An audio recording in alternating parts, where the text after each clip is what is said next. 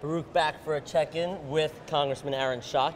How do you adjust yourself for each of the interviews? Do you have to readjust how you're thinking about the questions? You know, going from MSNBC to Fox, I imagine it's a little different.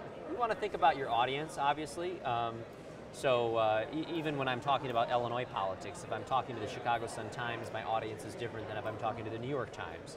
Obviously, there are issues that are Illinois specific. Same thing with Fox News. You know you're talking to a more conservative audience than you are with CNN.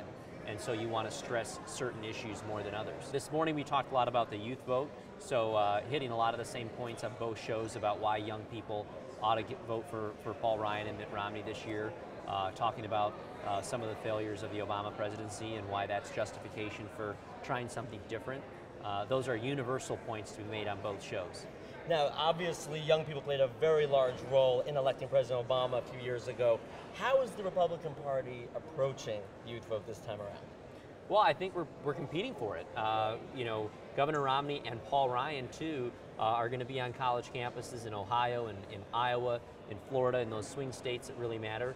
And the other thing that the president, in addition to a high unemployment rate for young people, is there's a much lower passion to go vote for the president. You know, 4 years ago, the president was very much a clean slate. He was a lot of things to many people, and so there was a great desire to go elect him because there was great hope and promise.